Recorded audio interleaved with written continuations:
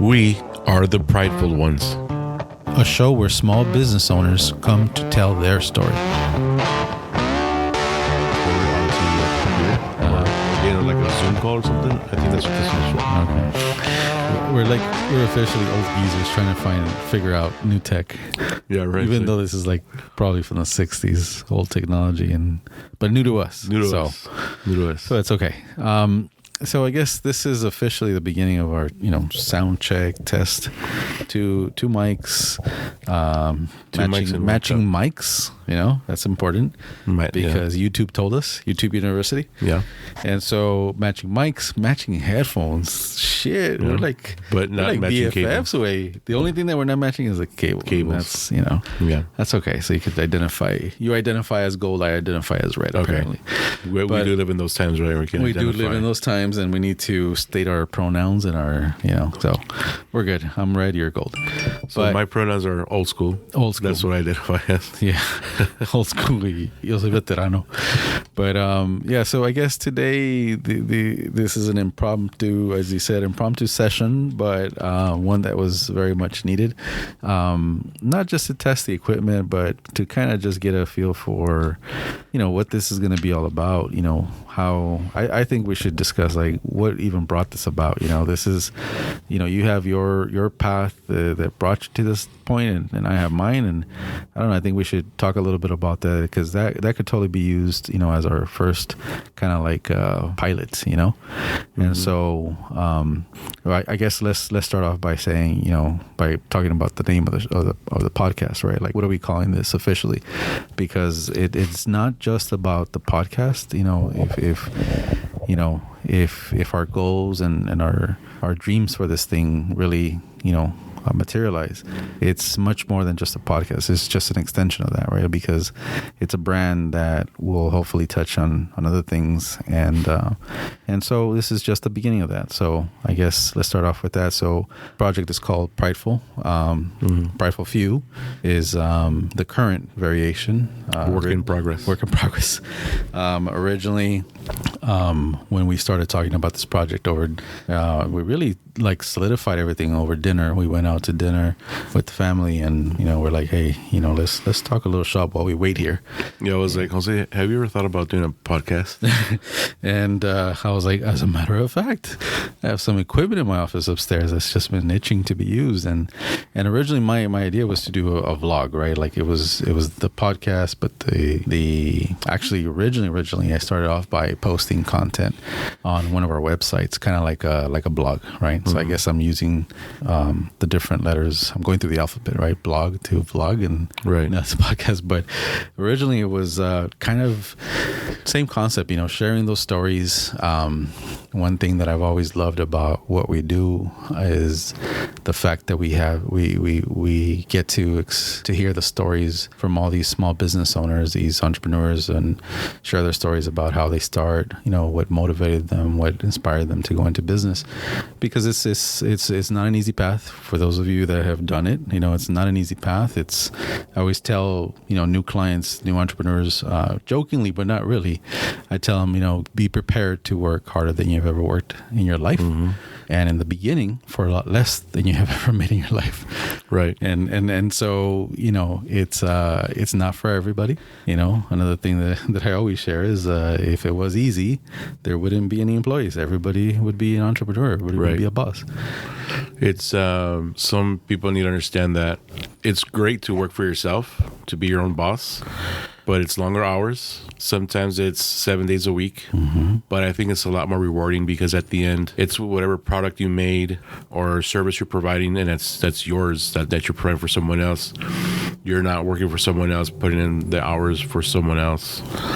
So it's a product of your own creativity, of your own ideation. And, I always joke around about, you could be in the shower, and if you come up with an idea and you believe in it, nobody's going to tell you no. It's up to you, how much you want to put into it.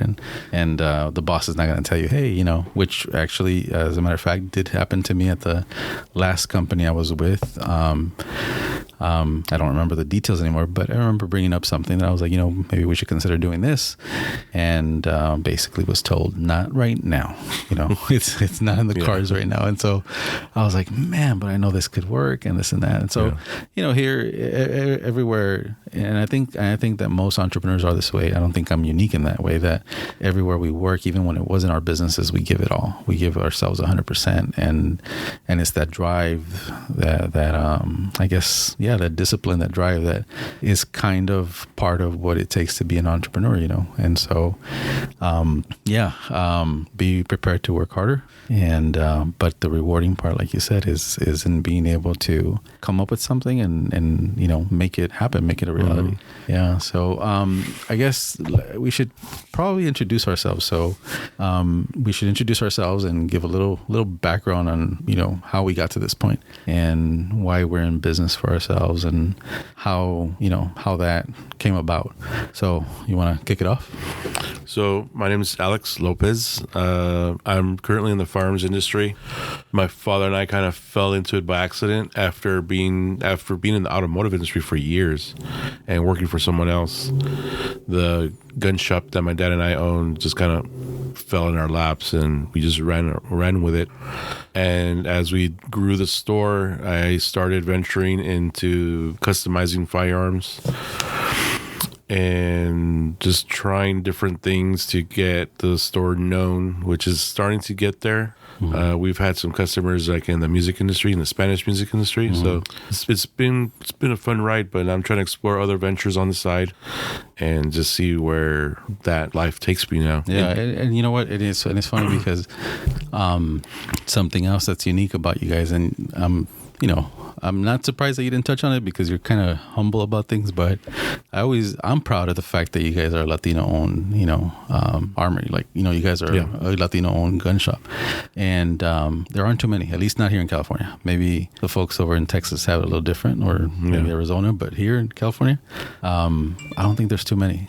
There's none that I know of, and I know of a few gun shops that are, I guess, in our surrounding areas, but as far as being Latino-owned, I think we're the only ones. Yeah, and so whenever your shop or my friendship with you comes up in conversation with other entrepreneurs, I'm all like, oh yeah, by the way, Latino-owned gun shop, because to me that's always been one of those and going back to the name of the brand, right? Like, it's one of those things that you should be proud of, that it's, considering all the obstacles, considering all the challenges, considering, our humble upbringing, the fact that we managed to pull something off, like, not pull something off, that's the wrong way to say it, because it sounds like we're, con artists or something, but we managed to get to the point where we are self-employed and, we do different things to give back. I know you and through your different things that you're involved in, I know that you do things like that, and I do the same. And so, and we can touch more on that, I guess, in episodes that come up. But that's one of the things that I always bring up is the fact that you guys are Latino-owned, and I think that maybe for people that are from the LA area, like they would probably know the name of the shop, the original store. I don't know if you want to touch on that a little bit. On Western Auto? Yeah. Yeah, Western Auto, that store was there for 40 plus years until the original owner closed it down in 2008. But even back then, the gun shop was kind of known in the Latino community because the guys that ran the shop then were Latino. Right. Oh, you gotta pause that, bro. But Western Auto itself, my dad and I worked there for years. My dad started working there in the early 80s. I came on board in like 92, 93 sometime. And I think we were still in high school. Yeah, I was still in high school. We were still in high school when you started helping out the shop. Because I remember, I remember, I don't know when it was, weekends or, afternoons after we got out of school. But I remember going to the shop and, my buddy worked there. That's it. Mm-hmm. And then with time, I realized that your pops was the GM that these regional, corrido singers would give a shout out to. Oh, yeah. Yeah, he got some of those and some of the music from back in those days. That was in the days before, what's his name? Not Lupillo Rivera, his dad, when he was just slinging like cassettes because he was starting to get his disquera up and running, and he would go to the shop and sell cassettes to my dad so we could sell them at the shop. Wow. Yeah, and that was back in the days when Lupillo was just a kid. before he even started singing. Wow. Yeah, no, that's I don't remember his name, but he's actually, I believe the family, I'm not 99% sure they're from Paramount originally, the Rivera family. But yeah, that's kind of what I would trip out on when we were young, that it's Don Aurelio, and saludo Don Aurelio Lopez. Yeah. I'm like, that's my buddy's dad. Yeah. What the hell? Yeah, right. So the point is that, you guys had been in the industry, but as employees, and right. and so your path to entrepreneurship has been totally different. But that's going back to what I said. That's what I love about what we do, is that when we start having that conversation, it's always interesting to hear how people went into business for themselves. So you said you guys kind of landed into it by accident. So you want to? So in the 90s, at some point, the daughter that owned, as far as how I understand the story, the daughter that actually owned the gun shop decided to get out of it, and she sold it to my dad, who was partnered up with a gentleman by the name of Daryl Roth. For those that are in the car business, Daryl Roth's dad was Big Daddy Roth. He used to be a customizer back in those days. So he was a celebrity in his own right in that manner. Did he have graphics like what's his name? The Ratfink? Yes. Yeah. Similar style? Same kind of That's the era? The Ed Big Daddy Roth is the creator of the Ratfink logo and all those type of characters. Okay. Yeah. I mean, his family goes way back to the 60s in Maywood and Bell before, well, they kind of created the custom car scene here in California. So that was always their thing, was the automotive scene. Yeah. And then he decided, something different, partnered up with your pops, went into the firearms business? Well, Daryl was at that time was the GM of Western Auto. Okay. But his dad was the Ratfink guy. But my dad and Daryl didn't really have a hand in it. My uncle was actually running the gun shop as the manager. Okay. When my uncle left, Daryl stepped in and started running the gun shop, and my dad was still like hands off. It was like a silent partner pretty much. Mm-hmm. It wasn't until 2008 when all that market crash happened. Not the market crash, but the housing fell out. Mm-hmm. That the owner of the Western Auto decided to sell it because of the competition with Amazon selling parts now, and O'Reilly's, and at the time I think it was Chief Auto Parts was still around. That they're not even around anymore. So at that point, Daryl was like, well, I want to get out of the automotive stuff and the gun stuff, and I want to pursue my law enforcement career, because he was a part-time cop for Bell PD. Right when we found out that the store was closing, my dad and I were planning on opening an auto accessory store. But when Daryl approached my dad and said, hey, I want out, go ahead and buy me out, we're like, okay. Yeah. We already have inventory. We already have some traction with the gun community because of the customers that we already had. So we went ahead and bought them out, and then just moved down the street from where Western Auto was. Literally like 4 doors down. Yeah. From the original location. Yeah. Yeah. And now it's been, so you said 2008. So it's been 15 years. Has it already? I lost count. Yeah. It's hard to see that it's been that long. It still feels like it was a few years ago, but yeah. Yeah. And so now, fast forward, here we are, 2022. And so now, you're involved with the Forward Assist. So Forward Assist training is my training school. Mm-hmm. I'm partnered up with a buddy, Ken Takahashi, who's a Snap-on dealer. He originally created the school with the idea of teaching civilians the means to be able to defend themselves with firearms without the military-style training that was around back then, because the schools back in those days were all former military and law enforcement guys, and those guys have a certain way of training. All right. A manner in which regular civilians wouldn't be able to deal with because of the yelling and how they treat the students, right? Right. So at that time, I was doing some training with a buddy who was a former Marine, someone that I don't know where he's at now, but anyways, when Ken showed up to my shop, my dad kind of saw how I was handling the firearms, and he's like, oh, this guy knows like what he's doing. And he started talking about me, being that I customize guns at the shop and all that stuff. So my dad's like, hey, you should talk to my son and see what you guys can do or whatever. So I talked to him over the phone a few times, and then we ended up scheduling like a training day. And we went to Azusa Burro Canyon and had a training day.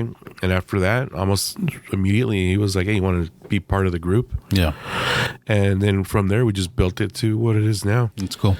and then forward a little bit more to 2023, and you guys, I don't know if it's with him, but I know you have another project that you're in the middle of putting together that is coming up. It's an event that's coming up next year. You want to talk on that?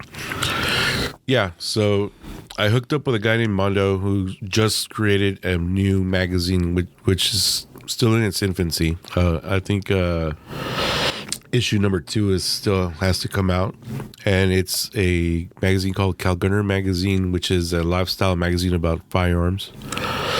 Kind of like urban type feel to it, not really what's in the mainstream right now in the magazine industry.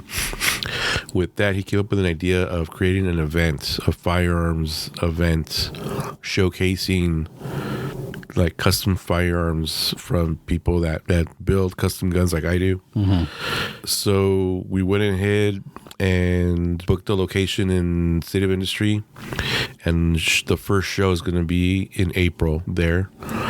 And we're hoping to have a huge attendance, and we're hoping for it to be successful. And if it is, we're going to spread it to Texas, Florida, Arizona, Nevada, and hopefully it'll be like that every year, a annual show as it goes on. So it's a gun show, but with the focus on the customizing side. Right. So it's going to be very different from any other gun show that's out there now. Those are usually where you go. You buy a gun there and then maybe some accessories. What we're trying to do is showcase a lifestyle that has never been done before. I don't know if anyone's out there familiar with like the Dub Show or Hot Import Nights. Think that, but with firearms. Okay. All right. So but there's like what how do you guys know that there's a market for it, I guess, is what I'm trying to wrap my head around. Like who is attending this? Like in your eyes, like who do you guys see attending this?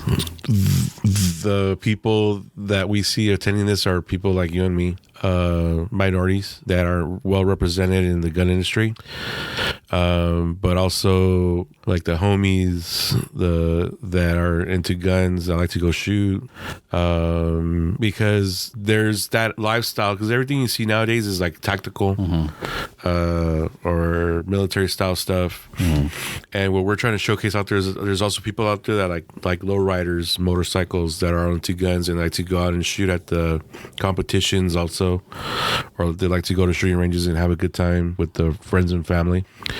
So we're get trying to customize. Roll, yeah. I'm sure that's a big part. Heavily customized, yeah. So it's gonna be something. Again, like a Dub Show, like instead of showing off a 1964 Impala on hydraulics with 13-inch wheels, right? It's going to be like a fully customized 1911 engraved, engraved.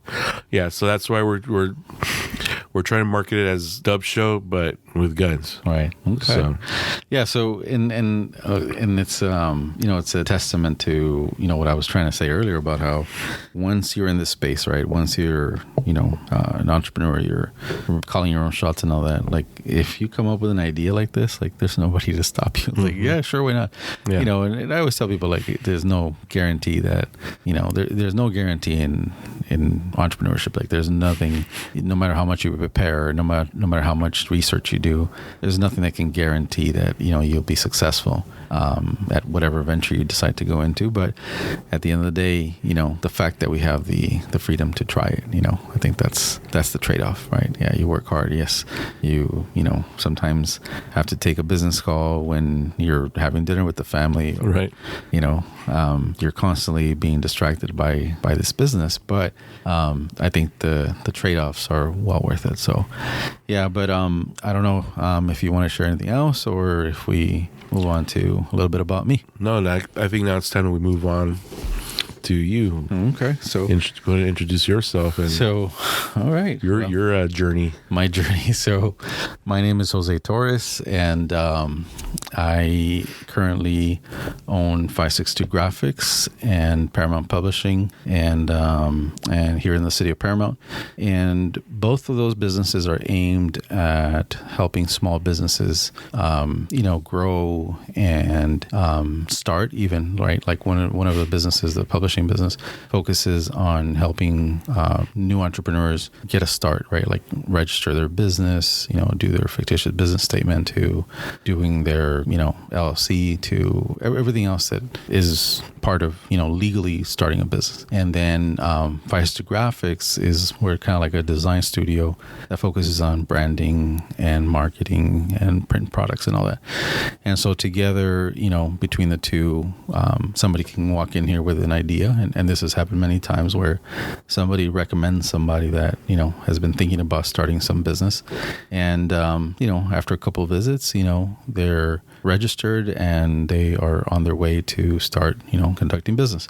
And so obviously I'm giving you like the quick just a snapshot of The quick and dirty. But so there's that. And then side projects, kind of like little just passion projects or other small things that we've done over the years. And there's more coming. There's always ideas in the back of my head. There's always projects that I'm like filing them away, right? And I know I'm going to get to it one day. And I love that. I love being able to be creative and come up with another niche, another solution to another problem, and hopefully provide a product or service that can solve that for people. But another one was I personally have really bad carpal tunnel. My hands are pretty messed up. I've been doing graphics and design work and just generally using computers since I was a teenager, and so I know it affects everybody a little bit different, but for me, I don't know. It's like once I turn 40, it's just wreaking havoc on me. And so we have a client that makes edibles, right? So THC candies and stuff like that. Mm-hmm.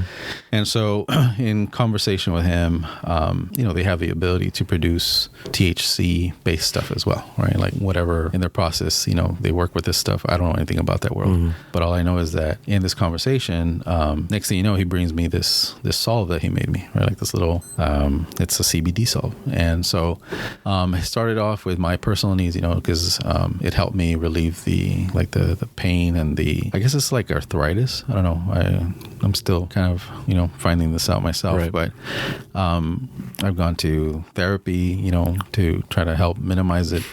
And this CBD solve seems to be like the best thing I've come across, especially when I apply it like at night, whatever, right? So there's a lot of benefits, and it's all well documented online. You'll find it. I know they're selling it now, even in like CVS's and stuff like that. So it's a big market. And so one thing I noticed, this is going back about 3 years ago. I was still teaching at the time when I started this. We started a CBD solve business. Mm-hmm. Kind of like white labeling, where this client of ours manufactures it, and we do the branding side of it and the retailing of it and all that. And but it's a passion project. It's something that I personally am connected with. I started off by first not even thinking about it as a business yet, just having some made for family members and stuff like that, and friends and clients even here that suffered from the same issues. And so that slowly became Alivio, and that's what we called it, Alivio CBD. And so that's something else that we're involved with. But now, it's not our focus. It's not our bread and butter. It's not our specialty. It's just something that we decided. There's a void there. There aren't, at the time 3 years ago, I don't know if it's still the case today, but there weren't any CBD products like that aimed at educating the Latino community about the benefits and all that. And I know that we all have that grandma that had marijuana in their a little ball of alcohol, and mijo para que te lo to help you with the pains and stuff like that. But not that many people within our generation are going to have I don't even know what's in it. Was it whiskey, tequila? I don't know what's in alcohol, whatever it was with some cannabis in it. Are going to have that at home. So this is like the modern day version of that, right? And so I felt that there was a need for it, and so we started it. But, with everything else, COVID ended up happening. That kind of distracted us from our side projects and our passion projects and everything else. My wife at the time also was getting ready to start an online clothing store. Had invested into some merchandise already, and we were in the middle of all these things, and then COVID happens, and it kind of derailed our plans a little bit, and we were forced to focus on our main source of revenue, which is the printing company. And so we've been doing that, and it affected us in many ways. I left teaching. I had been teaching for a few years, which is another thing that I've been able to do as an entrepreneur, that, going back to the freedom thing, right? Like, being an entrepreneur has allowed me to get involved in my community at a level like never before. Even when I was working for other companies, I was always accustomed to, and I was a big believer in reaching out to local schools and having, being part of their internship program, so that you could expose, the local youth to what it's like to work in a professional environment and stuff like that. And so obviously, when we started our own company, it's like, of course we're going to do that, and take it to the next level. And so I guess for years, we got involved with our local district as advisors to their local graphics programs. And that was very, fulfilling. And it was just nice to see that the school district in our community was, going to that level of invested in their kids. They're coordinating these things where they bring in local community business owners to make sure that they're teaching the right things, that they're, putting the right stuff out there, I guess, so that when the kids leave, they actually have some knowledge of, what's currently being done in the industry. And so then fast forward like 5 years from that, and the opportunity came up to get my teaching credentials and teach an entrepreneurship class, like that's, like they say in Espanol, mi mero mole, like working with youth to hopefully motivate them and teach them about the concept of starting a business. That's something that's, again, very near and dear to me. It's very personal for me. My first business, my first attempt at business, I was 17 years old. Didn't pan out, but I learned a lot. I learned a lot, and ever since that first one, it's been, maybe I would take a break of 3 years, maybe 4 years, and then I would attempt something else, and always things related to what I'm passionate about, what I'm interested in at that time. And but none of them really took off. None of them really grew at the pace or to the level that I wanted to, or that I needed them to leave my career, right? So it's kind of like putting my foot in the water and then pulling it back out and then trying again a couple of years later. And so not until 2013, when we started here, that I finally just, not only did I go all in, but as I was diving in, I pulled my wife in with me. Mm-hmm. And so we're like, what's that saying? Don't put all your eggs in one basket. Right. But you did. We did. We did 100%. And my only regret is that I didn't do it sooner, when I was still younger and more full of energy. But, it's everything happens for a reason. Everything happens as it's supposed to. I'm a big believer in that. And, I think that everything that I did while working for others, everything I was exposed to, everything I did, led to this point where, 2013, I was ready. I was ready to take everything I had been exposed to, everything I learned, and apply it in my own business. And so, that's that. And then so I guess, we as we go through the show and maybe later in conversations, we'll go more into detail as far as like the other business adventures that, happened in my last, 20 years. But online businesses, brick and mortar, like, different things and different levels of success at each one. But ultimately, I would go back to the career, because it's the sure thing, right? At least that's the way we're taught, is that, you grow up, go to school, you get that good job and work hard, and you'll get a promotion. And, but what they don't tell you is that all that is conditioning you to be And I don't want to get a good worker bee. Yeah, a good worker bee. And not to get all preachy or, conspiracy theories, but there's a system. There is a system, and we're conditioned to be part of the system. And, I think if we touched on that real quick, I think that all that started like right after World War II. I believe it. Yeah, I believe it. Yeah. And it's I think that it's of course not everybody can be self-employed, and I don't think that that's a world that is based on reality either. But for those that have that drive and that have that discipline, like leave that fear behind and just jump in, try it. I'm not saying that you're gonna succeed at your first attempt. I don't think there are too many. There's one of the, all right, let me kind of jump around a little bit. One of the displays that we have downstairs, right, when you first come into the front desk, one of our, I guess, digital monitors that we have down there has a quote that I, just put up there that says, show me a successful entrepreneur and I'll show you an entrepreneur that has failed multiple times, or something like that. I forget how I worded it, but the point is that the sentiment is that it's rare for somebody to hit it big with their first business. It's rare. I mean, I'm not saying it doesn't happen, but it's rare. And the idea is to stay the course. Like, if your first idea didn't pan out, doesn't mean that it's the end of the world and that, oh my God, it's over, right? Like, you pick yourself up, reassess, and see where you could have been, could have gone different, or what you could have changed, and whether it's that focus or something else. The point is that if it's in your blood to become an entrepreneur, to make that, it's a different lifestyle. It's not going to go away just because you're getting older. You're going to just, if you don't do anything about it, you're going to just become that old dude that is going to be talking about, oh, I had thought about that, and I had thought about that, and I came up with this idea first, but you didn't do anything about it. You just sat there and let it slide by. Watch the world go by, and didn't even try, So at least I can say I tried, And so so that's, I guess, I think a little bit about me and my path. And it's funny because your path, like, you tried your first business at 17, and I didn't really think about any of that while working at Western Auto, probably because I enjoyed working there. But it wasn't until when my dad and I got the gun shop that I was like, all right, this is like ours. Yeah.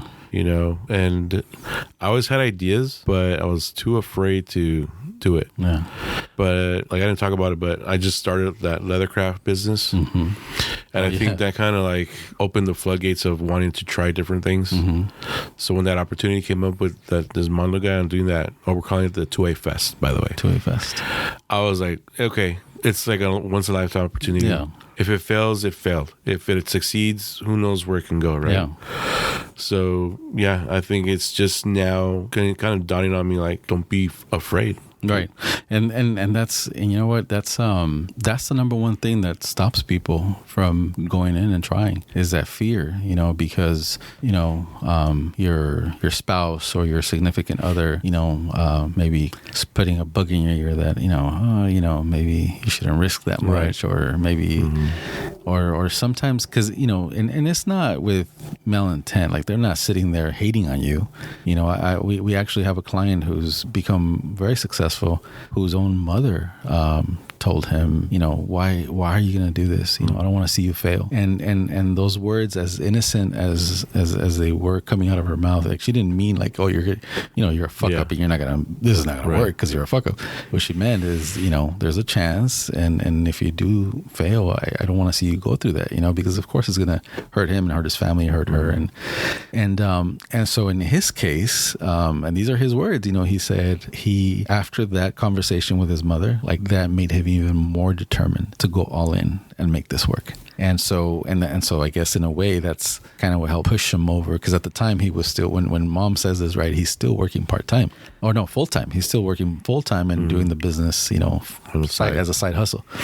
And my understanding, and I haven't gone into detail with him about that conversation, but my understanding is that it was that conversation with his mom that pushed him over the edge, and he said, you know what, screw this, I'm going all in. Yeah. And here we are, a couple of years later, and he's become successful. And so it's crazy how everybody has these different stories, these different beginnings and reasons why, like personally, I grew up with, seeing both sides, right? Like from my mother's side of the family, I had uncles that were in business, they were entrepreneurs, and it was a big family. And so a lot of them, had their own businesses. And then on my dad's side of the family, they were all really hardworking, también, same really hardworking people, but none of them were self-employed. None of them had a business. And I saw that even though some of the, family members on my dad's side were highly educated, and all that, they still, were not reaching, I guess, the levels that the self-employed family members on the other side of the family were. And so, that kind of, I guess that was ingrained in me that the two paths, were clear as day to me. And early on, I decided, I want that, I want to be able to make my own calls and decisions on things and, grow my businesses as I see fit and this and that. And so I was that young, dude, that kid, I guess, that was reading Forbes magazine, when I was a teenager. Yeah, just because I was fascinated with business, Of course, that's like, these are usually giant conglomerates that are highlighted in magazines like that. But the idea of business, the idea of, it's like raising a child. You build this thing and it can become, something great, something that can have an impact in other people's lives. And to me, that's, I always talk about success, right? And what it means. I always tell people, like, success is different for you than it is for me and the guy next to me and so on and so forth. And so whatever that means to you, it's very personal. In my opinion, it's a very personal definition. It's not always just the financial side of it. For me, success in my case has been that through entrepreneurship, I've been able to do the things I do in the community. So, it's when I say that, I was looking at the two sides of the family, I wasn't looking at, I want to do that because they can buy this or they can buy that. It wasn't about that. It was about the fact that my uncles on that side of the family, were able to take these family trips or just whatever, Yeah. Not that they were rolling around on 24s or, what I mean? Nothing like that. No, but the ability to the freedom. Schedule them their own day and, make time for the family and all that. Exactly. Yeah. You didn't have to like, oh, boss, can I get the weekend off? Right. Yeah. And so stuff like that, I guess, more than anything, I guess, in a way, I've always been kind of wanting to be a rebel in the sense that I wanted to be my own boss. So, in terms of, what needed to be done, or what needed to be prioritized or what have you. And so that's kind of, in a nutshell, the reason why I wanted to go into business, and so, here we are, I guess, let's see, first 17, I would have been 1996. So however many years that's been, this is where we're at now. Mm-hmm. And now we have this, this podcast, this clothing brand, whatever this ends up becoming. I know we've thrown some ideas around. Yeah, because I've been wanting to do the clothing thing too for a while. I know you have. And it's funny because I wanted to do a podcast about the firearm stuff. Mm-hmm. But I kind of felt like there wasn't really anything new I could bring because it's kind of out there already. And then I know you mentioned that you had wanted to do this for a while too. And it kind of took that dinner to cement it, right? Yeah, and it did. But I think that this was already, the seed was already planted. Like, you were a guest at my school when I was teaching the entrepreneurship class. And for our audience, it was high schoolers, right? So it was a high school class. It was an elective, but it was exposing juniors and seniors who are, getting ready to graduate to another option, which is entrepreneurship. That, if it comes down to it and they decide, college is not for me, that they at least be exposed to another option, something else that could, lead to a career that can be very fulfilling and not just some dead end job, that's never going to lead to anything. And so while I was teaching that class, I started kind of, drawing from our clients here at the office and inviting, some of the business owners out to come and do like Q&A sessions and just be guests, with the kids and, let them hear their story, because it's one thing for them to, hear about all this great stuff of, about being an entrepreneur and how you can get involved in your community and all that from Mr. Torres. But this is just Mr. Torres, he's my teacher. So I want to hear from somebody else. That's kind of like, let me give you somebody else's perspective. And they got to hear from you. They got to hear from another one of our clients that has a successful, I think he has 2 barbershops in a nearby city, and the reasons why he went into business, and how things went for him, and it involved gangs and the military, and it was really a moving, story that he shared with my kids. And at the end of the year, I remember asking them, like, which guest did you guys like the most? Because I would bring them in throughout the year. It wasn't like a one day of, visitors and that's it. And it was like heavily with him. Like everybody preferred him. Like everybody really remembered him. They remembered his story. They remembered how, and I think it was because they could relate, with him, and the reason why he got into business, and not into business directly, because at first when he went first military, which then led to being self-employed. But that's a long story. But hopefully one day we'll be able to bring him in and bring him in as a guest and have him directly share his story. But yeah, man. So that's kind of the gist of what I wanted to share today. And I don't know if there was anything else that you wanted to bring up before we.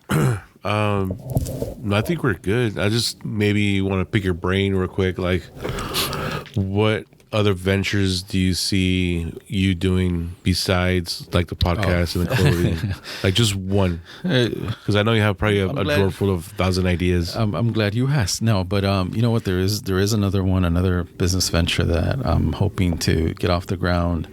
And I admittedly so I move slow. Whenever. Here we are, this podcast is finally happening today, December, whatever it is, 2022. Yeah. But I think I bought the lighting equipment like 2 years ago or 3 years ago. And, I registered the domain, like same thing about 2-3 years ago. So they're kind of on the sidelines, right? Just waiting for the right time. And in this case, you and I had been talking about, starting something, doing something, partnering up on something, because, we have a lot of the same kind of values and kind of, just, viewpoints on stuff and, work ethic and all that. And I was like, I think it happened when it needed to happen, I guess is what I'm trying to say.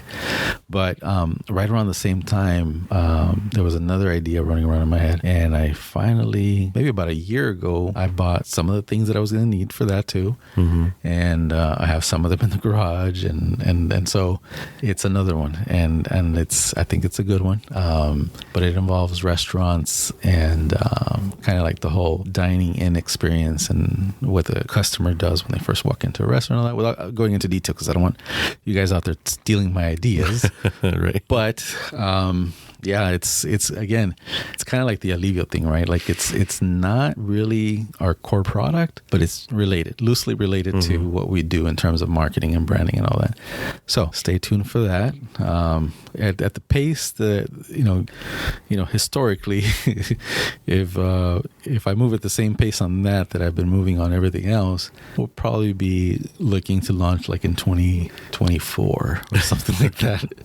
But the idea is that it's there. I think every couple months I kind of run through it again, and something else changes or something else gets edited. So I'm not in a hurry. I'm not in a hurry, but I do believe in it. Like seriously, like I believe in it. Just like everything else, of course. Or else I wouldn't have done them. But I think this is a good one. I think this is a really good one. Yeah. Maybe this one will end up in Shark Tank and there you go over there. Get Mark Rubio to go in on it. Yeah, that'd be good. Yeah. I watched that episode. Mr. Cuban. Yeah, man. Mm-hmm. So, knock on wood. Yeah. Well, good. Yeah. I hope you succeed on that one. You've told me about that one, so it should be a good one. I have shared details with you. So if somebody steals the idea, I'll know that you were the fucking source. Don't worry. I'm not all that into the restaurant business. I like to eat, but not run one or do what you're planning on doing. All right. Well, I don't know. I guess again, this is like a quick Shakedown. shakedown, our pilot, Yeah. if you will, and so Or pre-pilots. our pre-pilot, Yeah. pre-pilot. So I don't, we don't have anything like the socials registered, nothing like that. So, or else we would tell you guys to follow there. And what's that? Follow, Like, subscribe, all that stuff. yeah, all that stuff. Find us on wherever podcasts are Yeah. found.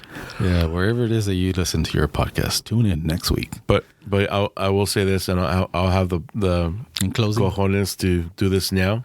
That I would like to say that this episode was sponsored by Western Firearms Jesus Christ, and Fellow Craft Leather Company. And 562 graphics. Jesus, no, it was not. it was not okay. It was not. It was not sponsored. But one day it'll be One cool day. to say that at the end of One day, the Yeah. podcast. Well, I guess, for those listening that are interested in entrepreneurship, have ever thought about the idea of starting their own business, we hope that in the episodes that are, coming up, that we help kind of give you that little push, that most of us need when we're kind of playing around with the idea. And, sometimes it takes, I was talking to somebody that just came on board, a new client that came on board, that has now been in business for about 5 years. So fairly young business, but have grown really, really fast. In those 5 years, they've grown tremendously. And in talking to him about, how they reached this point, it was out of necessity. I won't go into the details, but somebody got fired. Somebody got bought out, and they got fired, and it was out of necessity. And so, it was a blessing in disguise, as they say, right? The fact that and when I say they, it was like, brothers and pops, all three of them worked at the same company, and they all found themselves unemployed overnight, and decided to give it a shot, and have seen a lot of success, and ventured out into 2-3 companies now, and have quite a bit of employees and projects, big projects. They do really big projects. And so, I love hearing stuff like that. I love hearing stuff like that, and how different things, I guess final thought on that. The funniest, I think the most interesting reason why somebody ever started a business, one of our clients said it started because of a lie. And I want to hear that story. Yeah, But I guess we'll save that for another time. we'll save it for another time, but just, Yeah. it involves lying, it involves partying, and a multi-million-dollar business. Yeah, that one's interesting. All right. Well, I guess next time you hear from us, we'll hopefully have a name finalized and Regular schedule. a regular schedule. Because right now, this is just kind of like, Alex was like, Yeah, this was even like last minute. I was like, hey, bro, you want to run this down, see what we can do? yeah, so, but I'm glad we did it. So, more to come. Cool. Sale? All right.